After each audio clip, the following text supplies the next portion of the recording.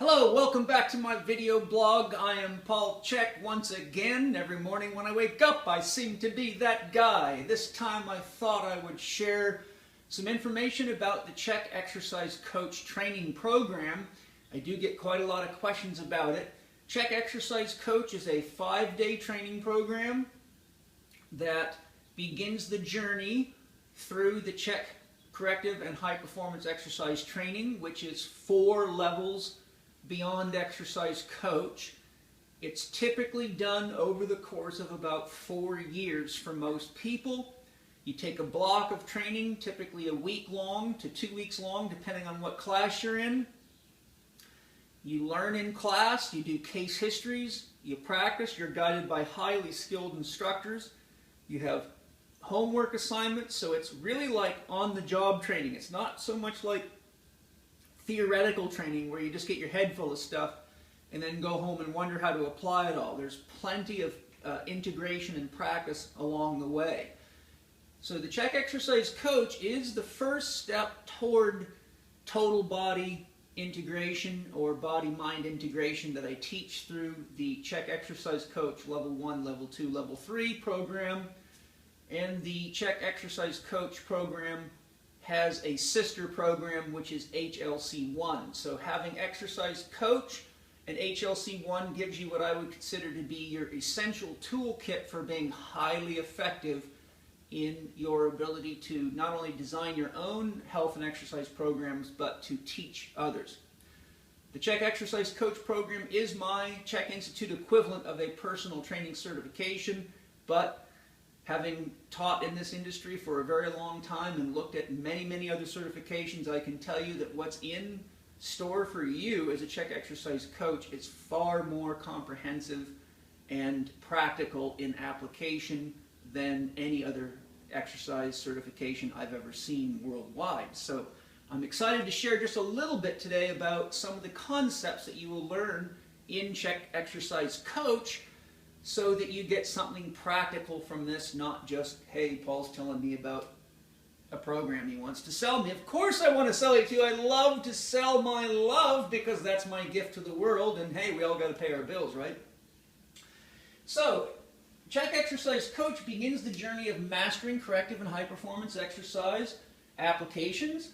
It teaches holistic application of exercise using my 4-doctor model. So unlike pretty much any other exercise certification I know of, you also learn how to apply exercise within the context of the person's entire life.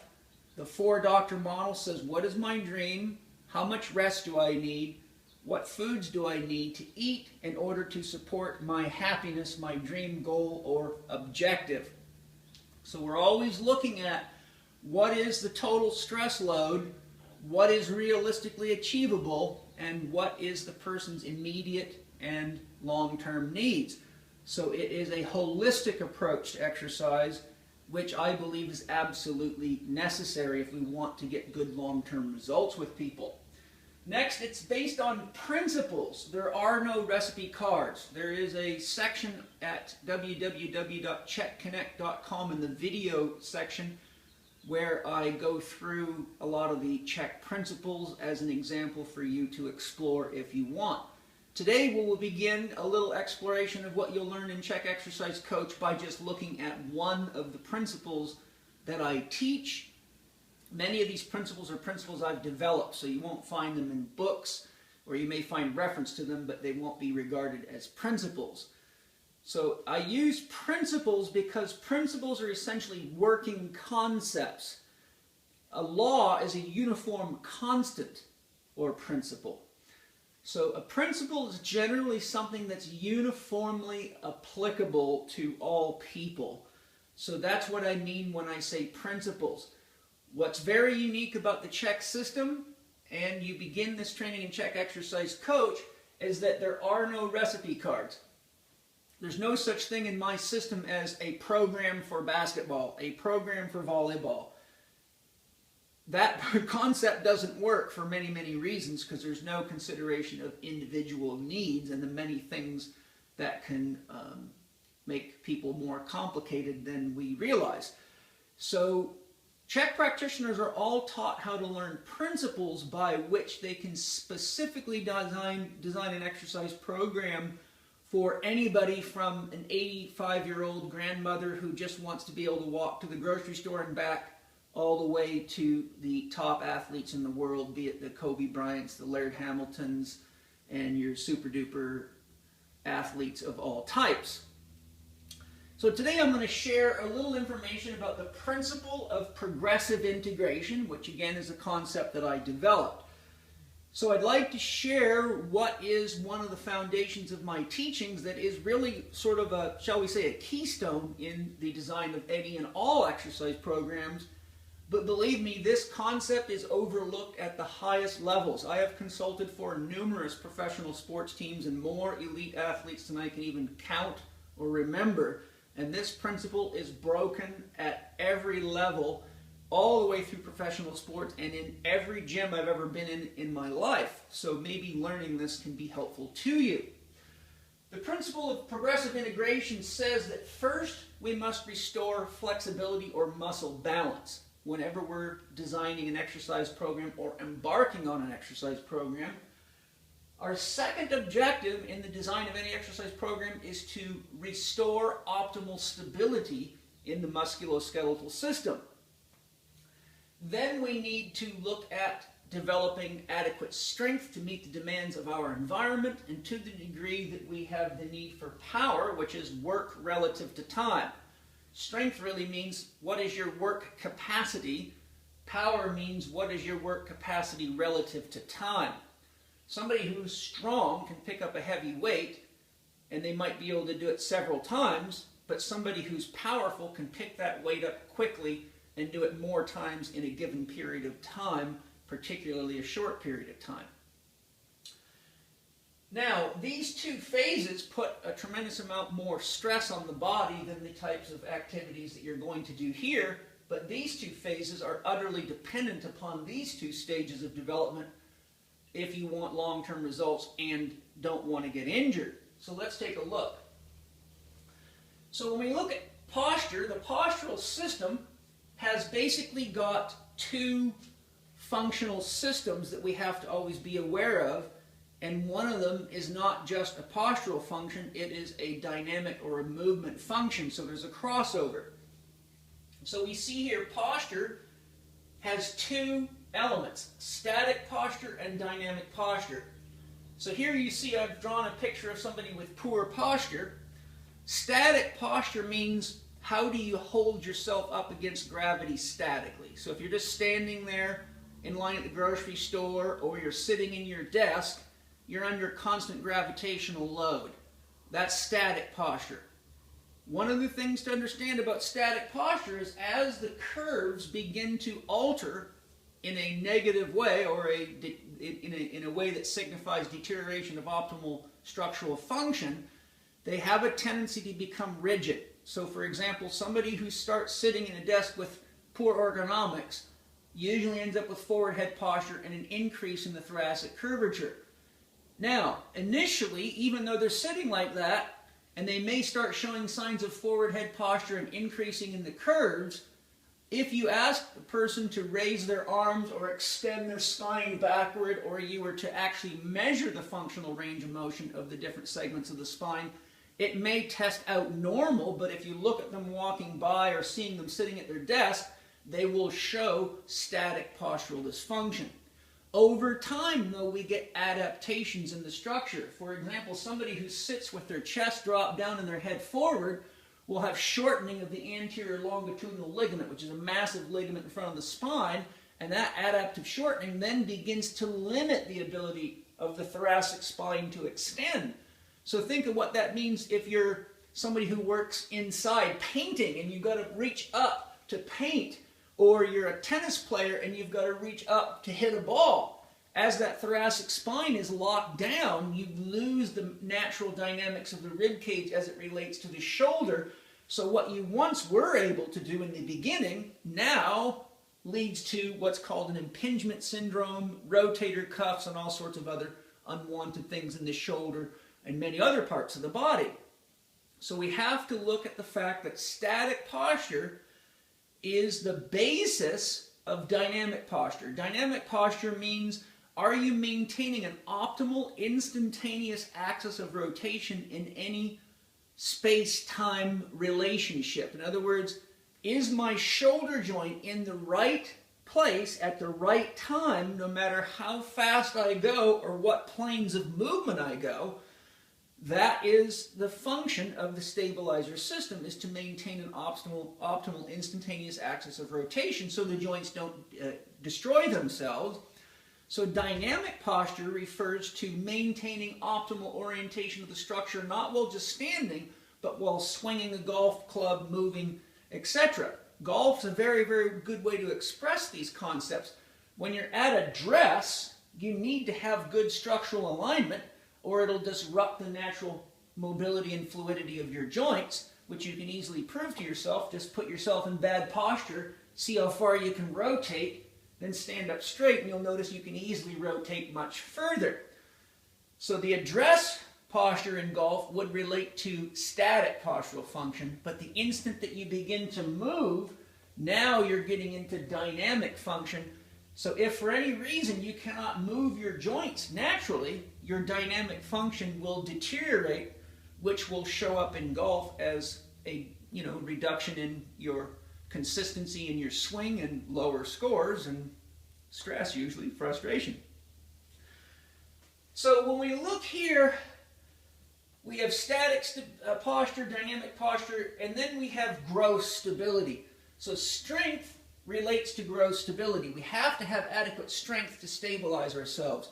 But for example, if somebody throws you a medicine ball, say a 16-pound medicine ball, and you catch it, even though the rectus abdominis, for example, is classified as a phasic muscle, or a muscle that is predominantly fast twitch and is more effectively designed for rapid or short-term movement tasks, if you throw me a medicine ball, my deep stabilizers of my spine, my transverse abdominis, my deep cervical flexors, for example, which are muscles in the flexor chain, even the hip flexors, are not going to be strong enough to decelerate a 16-pound ball going 30 or 40 miles an hour. So the brain has to recruit the gross stabilizers, which are your phasic or your prime mover muscles, because they are strong enough to stabilize many segments of the spine or multiple joints. For example, your rectus femoris muscle is also part of your quads, which are considered prime movers, but it crosses the hip joint and the knee joint.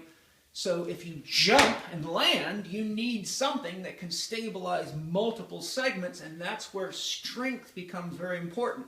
So strength, not just a quality for moving objects, it's also an important quality for decelerating objects and also creating stability across multiple sections of the body, where the intrinsic system, static, dynamic, and intrinsic systems, the small muscles of the spine, which are predominantly slow twitch dominant, which means they can handle long periods of work, those muscles cannot handle these big loads. So you have to have adequate strength to deal with the environment that you're in, or you get hurt. If somebody throws you a medicine ball, which is a dynamic action, which is going to require phasic muscle activity, which is going to require that you have adequate power capacity to decelerate and accelerate the ball, you're going to have adequate power for the task, and if you don't, you can get hurt. So this progression right here is absolutely critical to the long-term success of the body, but when you think of how many people have not had their flexibility assessed, have not had their posture and joint stability assessed, and they're going into the gym to develop strength and power, such as CrossFit type workouts, PX90 type workouts, and all these fat burning and ass kicking workouts that are so popular.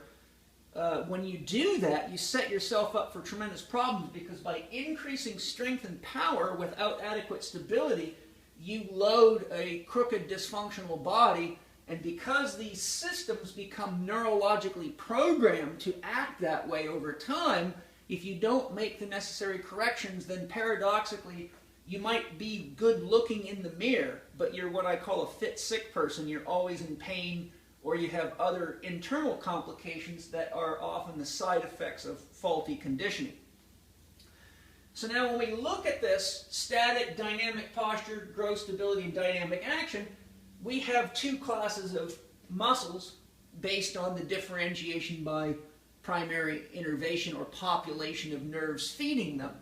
So type 1 muscles are muscles that are predominantly slow twitch, and they react to faulty loading by shortening, tightening, and becoming hyperactive, while the phasic, which are your bigger muscles like your lats, your chest, your hamstrings, your butt, your big muscles that move things, those muscles are antagonistic in many ways posturally, but they have to be kept in check with the postural muscles, or the structure begins to be pulled out of alignment. So there's a constant balance between type 1 postural muscles, also commonly stabilizer muscles that have long-term or aerobic function. When you're sitting at a desk, you have to hold your head up all day.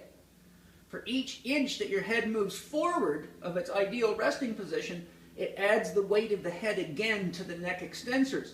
Your head weighs 8% of your body weight, so a 100-pound person with a 2-inch forward posture of the head has the equivalent weight of 16 pounds on their neck extensors all day long.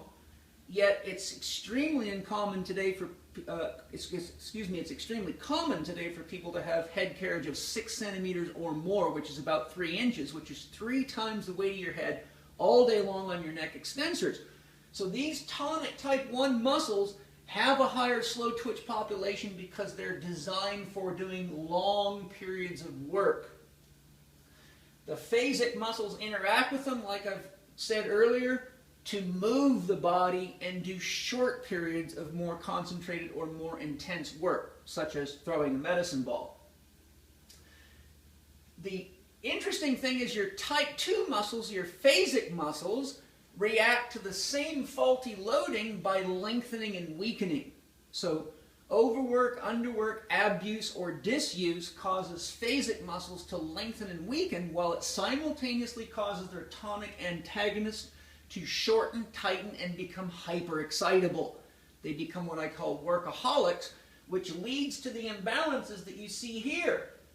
So your red muscles are the short, tight reactors to stress, and your green muscles are the lengthening and weakening muscles. So you don't need too much more education to realize if you take that person to the gym and you don't balance them out, if you put a big weight on their back like squatting or deadlifting or doing lunges, it will magnify those imbalances from workout to workout and drive that pattern deeper and deeper in. And I talk about this quite extensively in my scientific back training correspondence course and scientific core conditioning, and give you many, many tools for assessing and making corrections that are prerequisites to exercise coach. In the normal, healthy body, we have a proper alignment of the structure. The eyes, the ears, and the teeth must always be kept on the horizontal plane because those are reference planes where cranial nerves make decisions about where you're at in space and where your body is relative to your head. So think of your head like a pilot's gyroscope. The gyroscope always has to be calculated. If you're flying from Los Angeles to London, England, and you're 1 degree off, you can end up in another country flying that many miles. So the brain needs the eyes, ears, and teeth level with the horizon so it can always orient itself in space, and that's so you can see across the horizon to see what might want to eat you and what you want to eat. So all compensations are typically those below the head, which are actually attempts to keep the head, eyes, and teeth level with the horizon. The teeth have to be level because if they're not, if you simply just click your teeth together while standing in good posture and feel where they sit, then turn your head a little bit, you'll see your jaws moved. Jaws moved again. Let your head drop down, jaw comes forward, up, jaws pulled back. So in order to keep your teeth from wearing out, we need to keep our teeth level with the horizon as we're chewing, or the teeth don't fit together properly, which leads to premature wear of your adult teeth, which out in nature could be a real problem without dentists around. So in a normal human spine, we typically have 3 matched curvatures with 32 to 35 degrees of arc. That allows the spine normal movement dynamics with walking, running, jumping, playing, and even breathing. As our postural balance gets off and we have too much activity in the short, tight muscles and not enough structural support activity in the longer, relatively weaker muscles, these curvatures either decrease or increase. Either decreasing the curve or increasing the curve decreases the natural pumping effect of the body, the natural energy transmission effects of the body, disrupts the kinetic effects of the body, and leads to all sorts of chronic problems both internally and externally, because we must remember, as I show on page 121 in the piano spine diagram of how to eat, move, and be healthy, all joints and all muscles and all ligaments and all connective tissue share a functional neurological relationship with glands and organs.